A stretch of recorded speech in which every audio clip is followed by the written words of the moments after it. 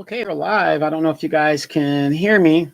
I've got the new microphone that I'm trying out, and what I'm going to do is I'm see if it works. Number one, um, I don't usually go on YouTube live much, but I need to start doing that because my Facebook, a lot of my friends, that's where my friends and family are, and they don't really care about politics and what goes on in the political world. But it looks like my microphone is working, so I can't get on YouTube right now. There it is. Let me just see if I'm on real quick. That'll be awesome if I am. So let's see. Am I on? Well, we'll find out in a little bit, right? Correct? Yes. All right, you guys. So anyway, got the green screen behind me. That's how I do a lot of my magic. If I don't have the green screen, I'll have the blue screen. So welcome. Thunder, what's up, my man? Just got done with the Dimitri K show. Saw you over there. A lot of good stuff happening over there. Now, what I want to talk about real quick is the Biden pardon. Real quick. A lot of speculation has been going on. I don't have a problem with the man pardoning his son. What parent wouldn't do that? This man is 83 years old. He's in cognitive decline. Uh, the thought of, whatever life I have left as a father or a parent, that my child is going to be in jail for the rest of my life and I won't see them come out of there, or I have to see them in jail in my golden years. That's a very, very sad thing to have to confront. So it's nobody's secret that he was going to pardon his son. It's just the idea of the gaslighting. I think people just get tired of the damn gaslighting. So what bothers me about the pardon is how broad it is. And if you really think about it, it goes back from 2014 till I guess now. What kind of crimes was this man involved in that you'd have to give that far of a blanket of a pardon? Because from what we understand and what we know is he was convicted of tax evasion, and he was also convicted of falsification of a weapons document, right? And yeah, Thunder says it's consistent with constant gaslighting, and people just get tired of that, from both parties. They both do it. And to me, if my Democratic friends do not see the hypocrisy of either of these parties and just go independent, it just tells me that their mind is gone. They are totally brainwashed in propaganda. Okay. Now, we know influence peddling is very, very serious and very big money in Congress, in government. And, Thunder, we talked about the $3 trillion that was missing, that the Defense Department alone, we're talking about just the Defense Department. $3 trillion is missing and unaccounted for. And they have no way of accounting for that, right? So that's a lot of money.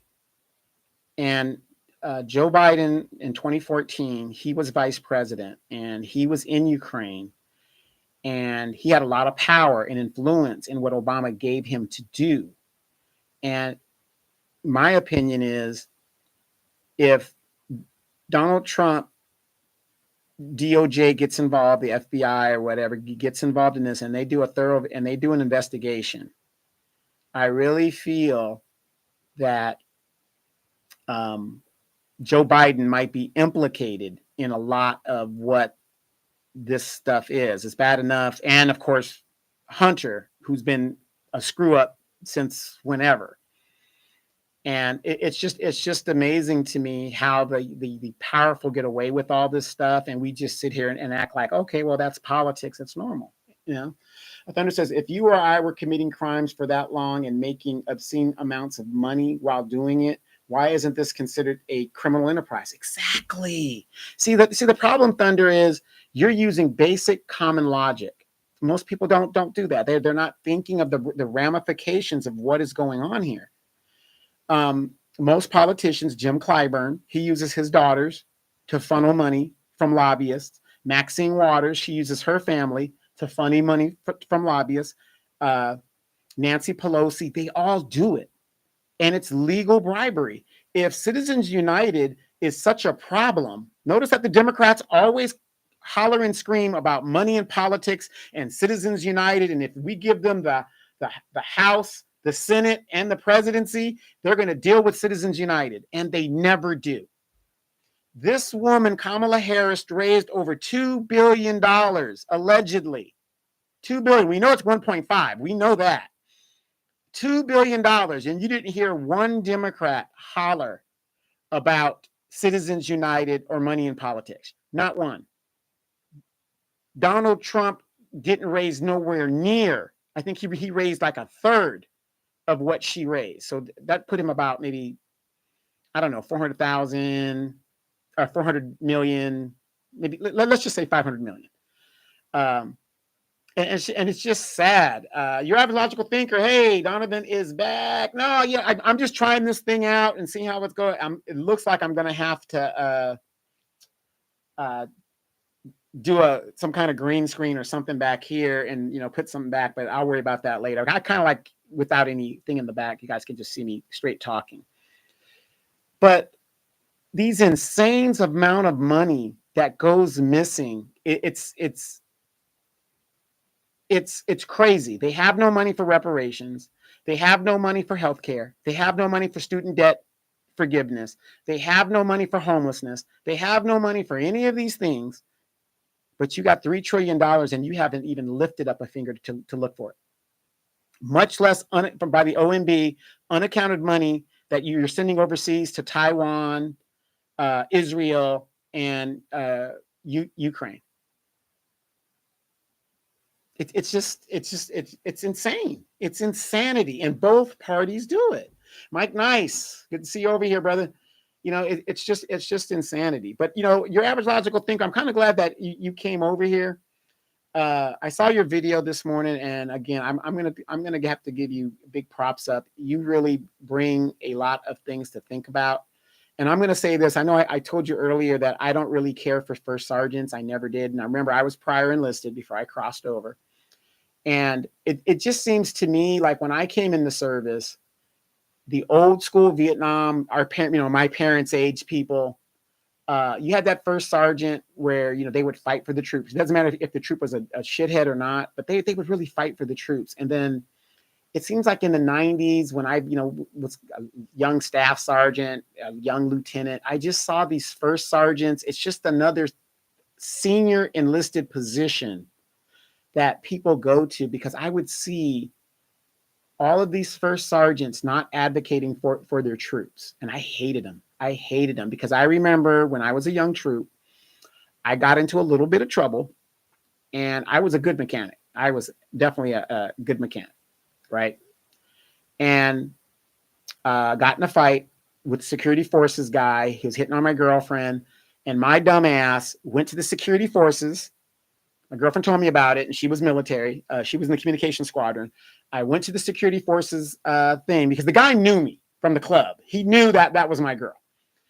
I go into the security forces squadron to their locker where they're getting all their gear and shit ready, whatever.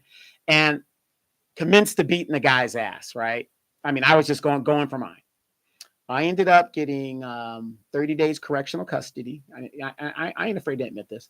30 days correctional custody, a UIF, 60 days, a UIF, unfavorable information file that would be taken out after 60 days if I do what I'm supposed to.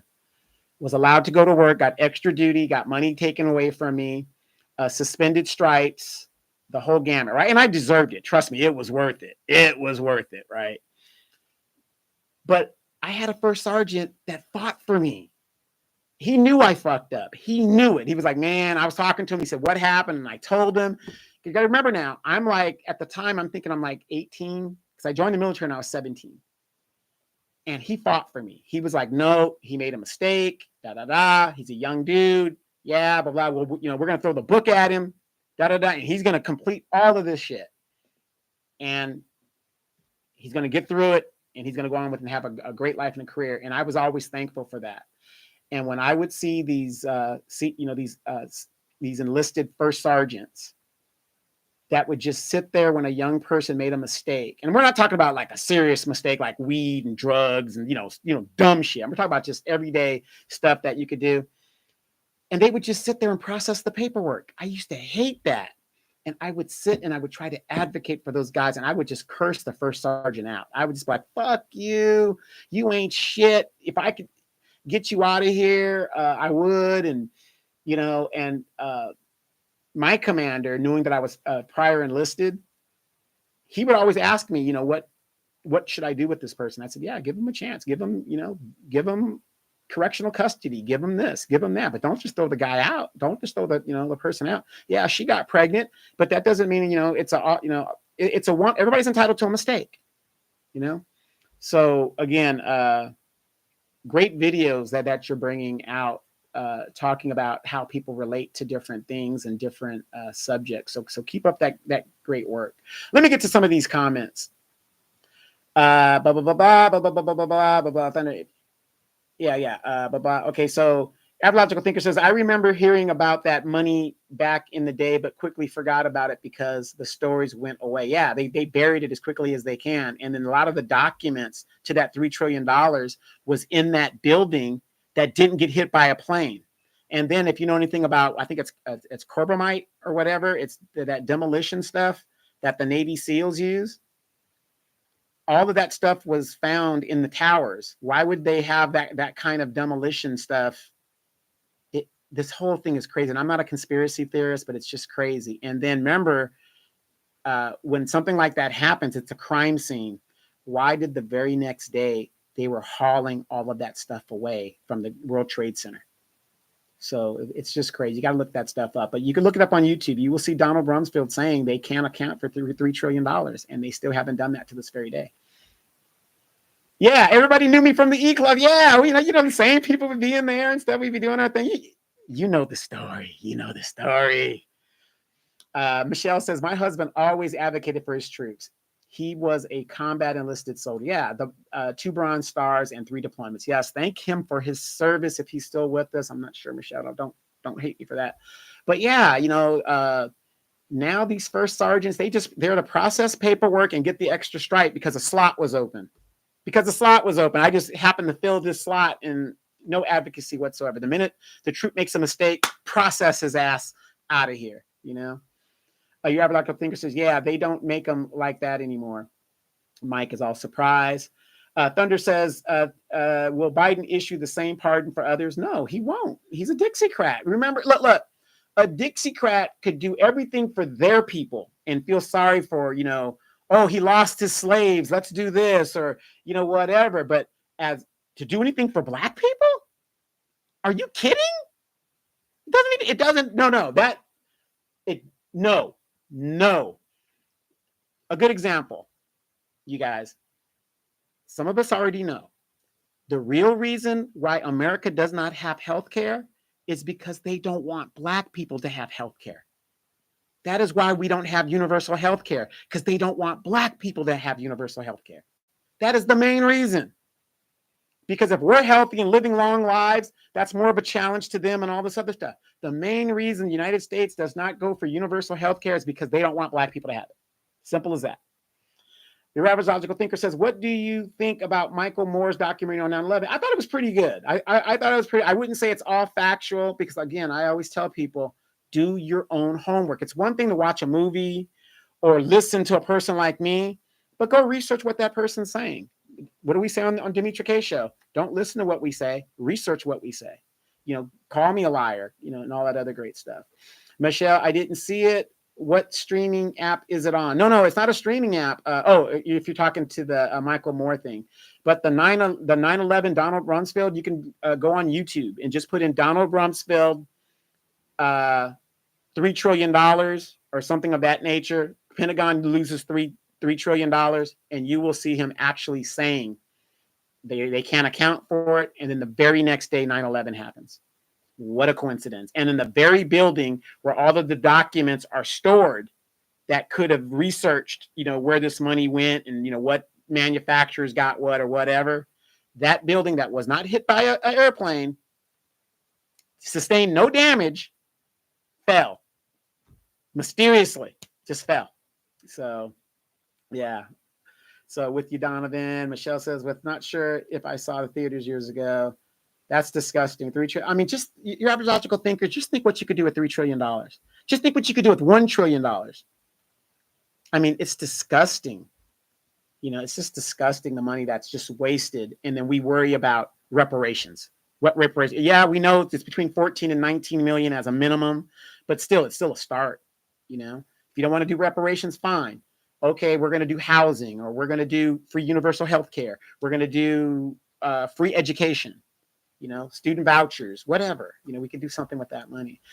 Michelle says, my husband still keeps in contact with a lot of his soldiers. He calls them his battle buddies. Yeah, exactly. Okay, I will look it up. The one thing about me, when I became a major and I was in started my little section, whatever it was, I was mostly a worker. I was a working officer, basically, because I wanted to fly. One of the worst places I ever thought to work in the military wasn't the infantry, wasn't in services. It was that admin. That is the worst place to work. Oh my God. When I started doing more paperwork than I was actually flying, the infighting, I would rather sit on a plane out and just sit there waiting for stuff. But when you're in an office and the politics of working in that office and the personalities, that's not for me. I just couldn't take it. I couldn't take it. But one thing that I had when I had my little operations section, I had about like 30 people that were under me.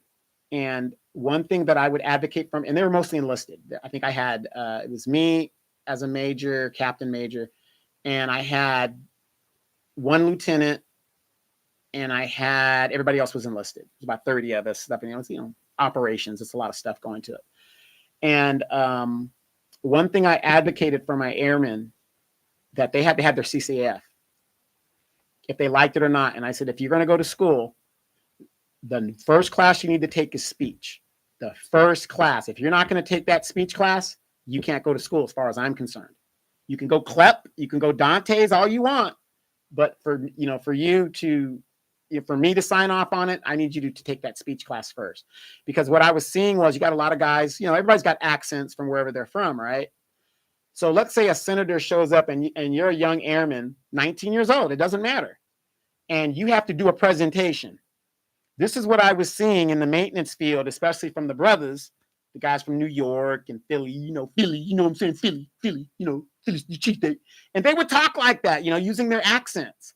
And I'd be like this, oh my God. Oh my God. Now, I know, like, when I talk now, I say a lot of bad language type stuff, and I realize that, right? But that's, because I can do it. But if I was doing a presentation, you guys wouldn't hear a lot of the stuttering or the, you know what I'm saying? And, the repetitive things that you guys hear me say all the time, right? Like, right. You don't see me that. Like I said, your average logical thinker and you guys that were in the military, you guys know how it is. Intro, body, conclusion. Simple as that, right? And, and you get rid of your idiosyncrasies. And I can tell you, I can sit up here. If you guys ever see me do a presentation, I'm a totally different person, especially if I'm in uniform.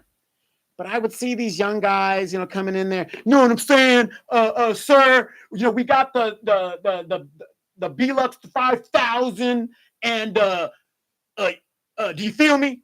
Do you feel me? You'd be like this. Oh my God. So I, as a fairly young officer, would mandate that they take speech, number one, and made sure that they got their CCF. Because what I knew, being in the Air Force, that if these people decide to get out for whatever reasons, a lot of them people did. They come in, get their GI Bill, then they go out, and guess what? You're 22 years old now, maybe even 24, and you're a freshman starting college. And those guys that didn't go to the military, they're 18 and 19. They're looking at you like, what is this old person doing in this class? Now, I felt really bad because when I went to school, I had to go to night school, and I took a lot of clepping and stuff, but I went with the old people, and it was like, so I never really experienced that college thing until I got out and I took the bootstrap program and I went to college for like a year and experienced a little bit, but I was still a little older. So it kind of sucked. But I made sure that a lot of my troops got their CCAF. And until this very day, I remember getting calls from their mothers and their parents talking about, oh my God, thank you so much. He just graduated from LSU, and he didn't go in as a freshman. They went in as a sophomore with experience, you know. And one thing I knew, and maybe your average logical thinker, you could agree with me. If you got one degree, let's say you get that associate and you go across that graduation ramp, you're just motivated because now you got that thing behind your thing. And it used to trip my troops out because I had 2 CCAFs. And so my troops would be like, oh, wow, you were enlisted? Yeah, I was enlisted, you know, and I would just tell them the story and stuff because, you know, I can understand why I was never like a command type person because my personality, I'm just a regular down to earth type guy. I never took on this, well, I'm an officer and I did, fuck all that. Fuck all that. I'm going to be who I'm going to be.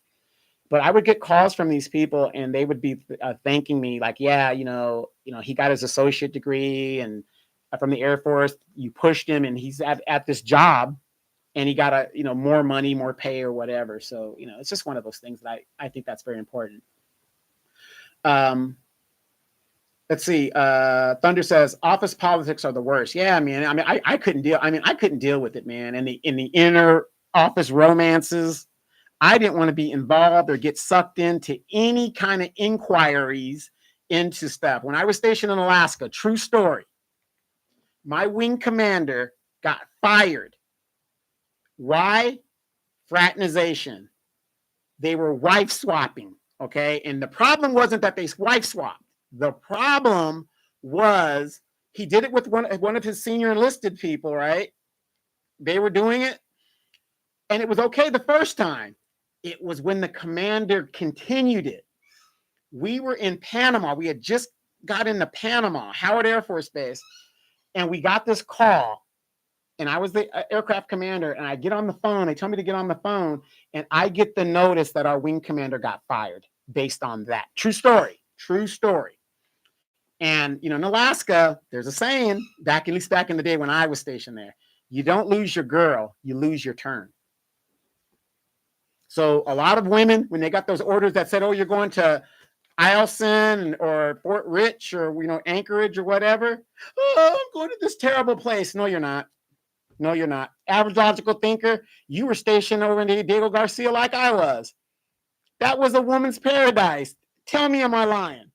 If you're a woman and you got stationed in Diego Garcia, you were in heaven. Women extended to be on that island. Same thing in Alaska. I mean, you are a commodity there. So, and I had my son there, my youngest son I had there. So, yep.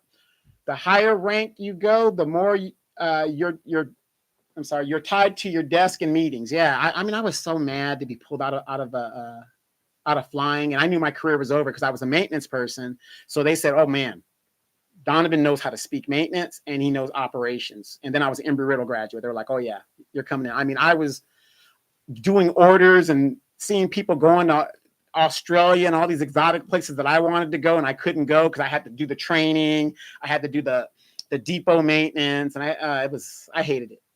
I was doing bare minimum to get my flight pay. And it was like mostly touch and goes around the base. I mean, and they might let me go one long TDY every quarter or something like that. You're like, I think my squadron commander got fired because he couldn't pass his PT test. I thought, damn, buddy, nobody would hook you up, man. Yeah, look, I had chiefs that had bellies way out here, and I got smart because I stopped running. I just started walking with them. I just said, I'm going to walk with you because there's no way this guy is making the time.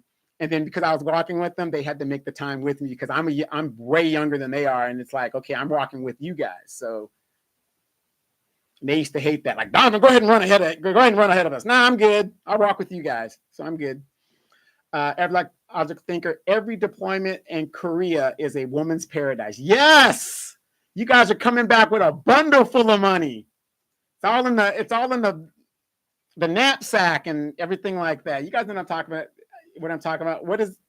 What does ant mean? I'm not sure what that ain't. I think that's mean.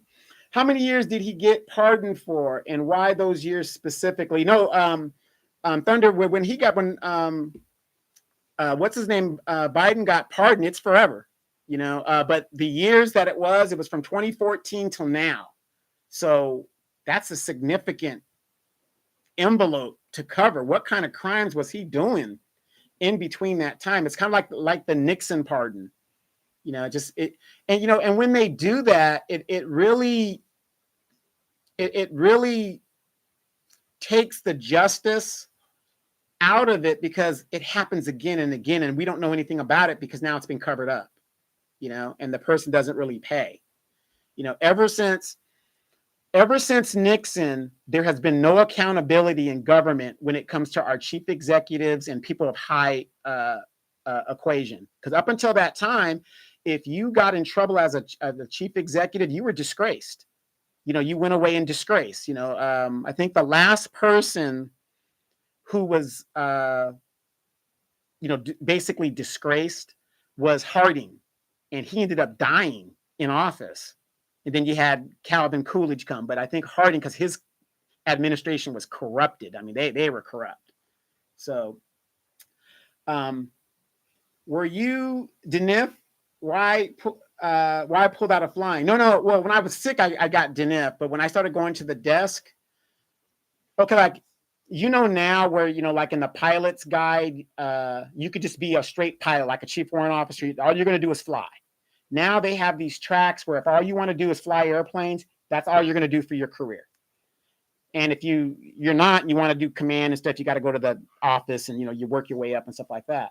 So when I was in, you didn't have any of that, right? So you work until you're a certain point, and then they pull you off the line. You're still flying, but you're not flying on a regular basis if you were that young dude again, I'm older, and now I got the experience. You let the younger guys do all the crazy flying and, the nice stuff and doing all the TDYs and stuff. But yeah, when I got Denif, oh yeah, man, my medical record, because I'm being a dependent, I knew, oh my God, I would hit sick call.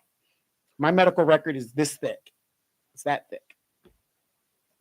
Yeah. So Michael says, Jim Willis, a former linebacker for the Cowboys, is thinking about coaching the military. What is your advice? Well, we have the academy. So yeah, I mean, that's, yeah, if he wants to do that, absolutely do it. So, but average logical thinker, I'm not going to put your business out there, but she was a young woman on Diego Garcia. And that's when Diego Garcia got built up. When I was on Diego Garcia, it wasn't built up the way it is now. When I was there, it was tent city. On the Air Force side, we didn't have anything. I mean, our tents were flooded. The crabs were coming all inside the tents and stuff. It was horrific. We spent half our time sleeping on the airplane. So, yeah, I got you got 2 volumes of med records. I went to the DR I went to the doctor for everything, especially working close to the doctors. 100%. Yeah, and I tell you, people who are letting their younger children join the military, the one thing you need to tell them is if they go to sick call, always get a copy of that record for themselves and keep it. Because when they get out, they're going to find out their official military records is missing a lot of stuff. And when I went to the military and they couldn't, your average logical thinker, a true story. I got 10,000 pounds of fuel fell on me in Diego Garcia, right? Because there was a something that got stuck. And I'm trying to close it, and all the fuel's falling on me. So I got my skin. That's how I got my skin messed up. All of those records from when I got hit with all of that in Diego Garcia, when I retired, was not in my military records. And I just showed them what I had. They were like, oh, where'd you get this? Where does it say? Diego Garcia. Look at the doctor. Look at the page. Look at the date. So I always tell people, when you got young people, make sure they get a copy of that sick call. And I don't care how many times they go. Get a copy, make a copy, and now with the digital age, scan it, put it on a memory stick, and keep it. Michael Sands, breaking news: anti-Black racism is growing in the Philippines. Your favorite country? Yeah, well, that's Asia in general. When you're dark skinned in the Asian culture, the whiter you are, the better you are in most Asian societies. Yeah, your average local singer says Diego Garcia. We had tents in 2005, Camp Justice. Yeah, yeah, but they also had some of the. Well, you guys had tents. But remember, you guys had the slabs. We didn't have the slabs. We didn't have any of that. All that where the air conditioners like right there and whatever. We didn't. We had to build all of that from scratch. We were the first to start all that crap.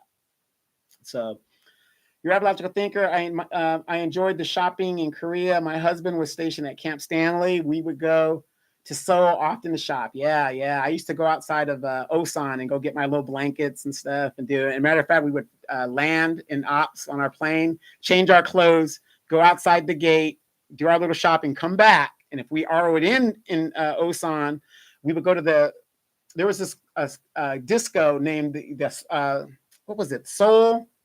Was it the Soul Train or something? I forget what the name of the club was, but it was a soul club, and brothers would go there, and you'd have a nice time and do your thing.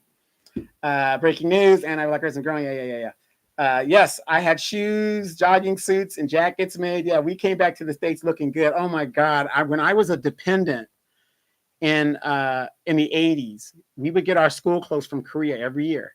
Now, I remember in 83 or 84 when the Jordans first came out, and we would go get Jordans for $15. And, they were imperfect Jordans, but you'd have to be an expert to really the string is messed up or something like that.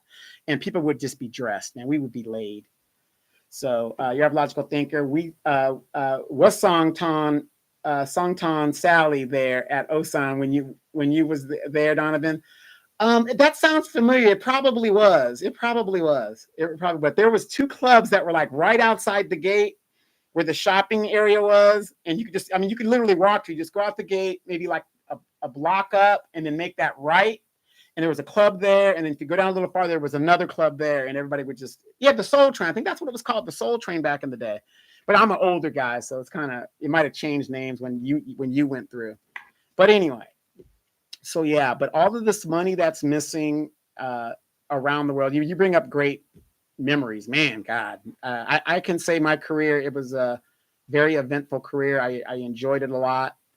I don't really stress the military for everybody, but with these kids having no chance of home ownership, I'm telling you, here in California, what the Asians are doing and the Hispanics are doing, they're doing reserve and guard time, coming out of high school, going into the military, getting out by the time they're 22, using their GI Bill. Of course, they're playing the VA game as well, getting their home guarantee thing, and with their young family and living the life. They're living that life.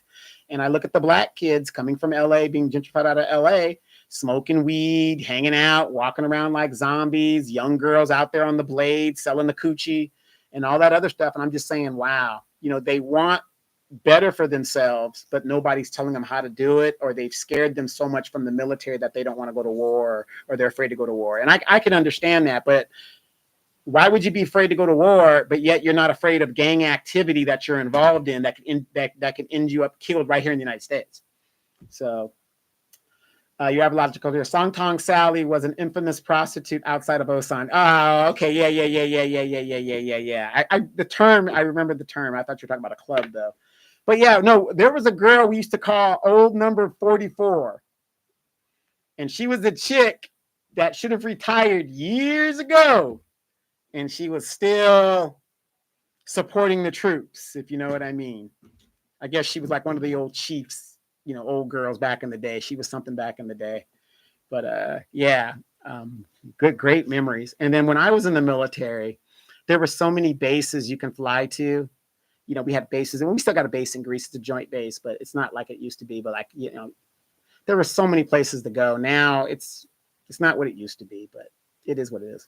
Yeah, military or merchant marine. Yeah, exactly. We were in Korea in 91. I'm telling my age. Oh, that's nothing. I graduated from Okinawa. I was in 88, 87, 88. And so that's not far from when I was at. But in 91, that's when I was in the military and I was coming back. We were one of the last people that closed Clark Air Base.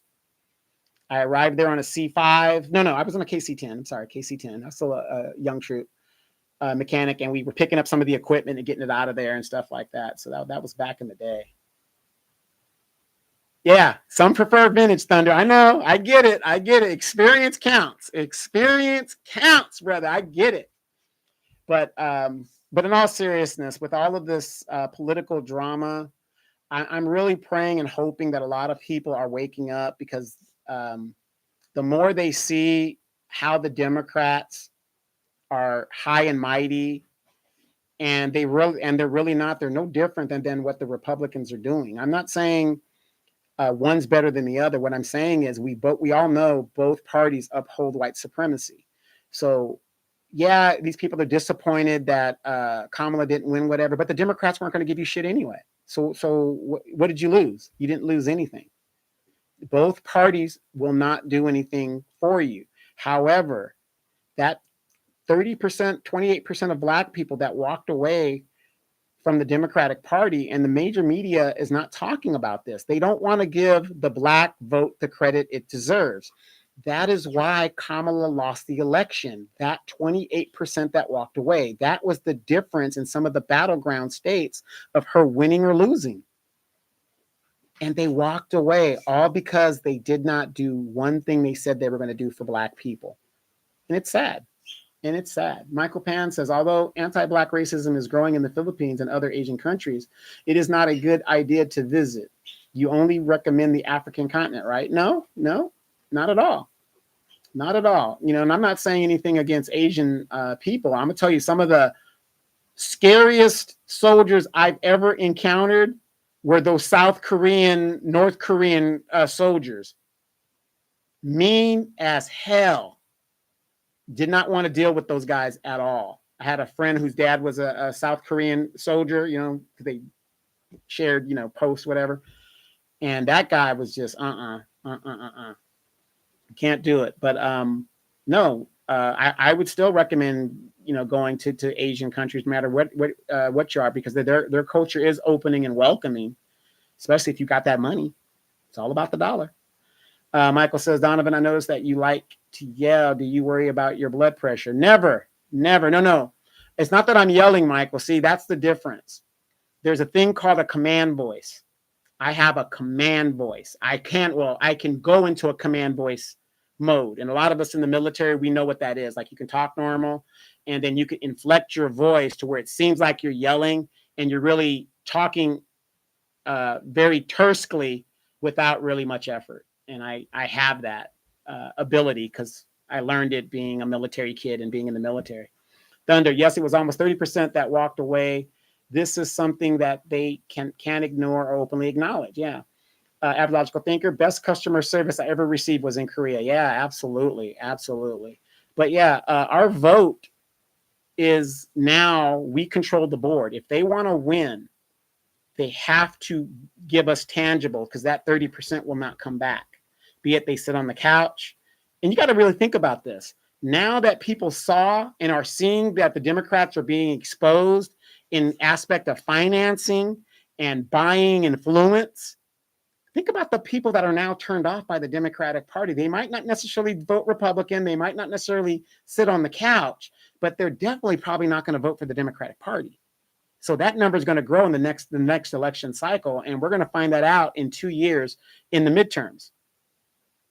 And especially if Trump starts doing some things that he says he's going to do. Like I said, it makes no sense when I hear black congressmen talk about deportation is a black issue. Bullshit. But that is not our issue. How many of you seen that movie, Richard Pryor, Which Way Is Up? Remember when Pops was sitting there and he says, Dad, he goes, Pops, I'm going to be on TV, Pops. And the pop turns around and goes, yeah, you're going to be on TV. All right, nigga. You're going to be the first nigga to see his own funeral. And Richard Pryor goes, what's wrong with seeing my name in the paper? That's between the Mexican and them white folks. How many of you guys remember that part?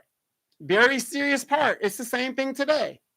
Hey, that's between them folks and the Mexicans. We ain't got nothing to deal with that, but they need to get them up out of here because that benefits us. That's where my stance is on that. Donovan, do you know how to impersonate Bill Clinton? No, I don't. I don't think so. Unless, of course, I've got a cigar. I could do that one impersonation. What is wrong with the African continent because it is a majority black country? What's wrong with the African continent is that the white people are on it. That's what's wrong with the African continent. These Afrikaners and these people from the Dutch East Indies, Germany and France, that's the problem on the African continent. It's the colonialism is the problem on the African continent. You have a logical thinker, especially if Trump turns this economy around. It's a wrap for the Democratic Party. Yeah, I think the Democratic Party will still survive in a capacity, but they are going to have to really move right center and stay right center and just stop with this gaslighting. And I've never understood how a minority of people, be it you're trans, be it you're gay, be it you're a woman, be it you're whatever, you're still a minority group. And in a so-called democracy, even though I know we're a republic, it's supposed to be majority rule, not minority rule, majority rule. And we don't want these things. And when a Republican wins 70% of the popular vote, that means a good majority of the country has had enough of this. A good majority of the country. And you can't say that, oh, well, it was so close. The Democrats were here, whatever. He won a majority. I mean, it is what it is. You can't refute that. It was not even close. Not even close. Thunder says, if 30% walked away and some sat out, yep, I'm really curious as to what our true numbers are. They show the percentage, but not the raw numbers. No, because then you think about it, Thunder, you bring up a good point. Using that 30%, they keep telling us we're only 13% of the population. If we're only 13% of the population, then our vote shouldn't matter at all, right? If we're only 13% of the population, and we've been 13% of the population for 60 years, our vote should not matter whatsoever.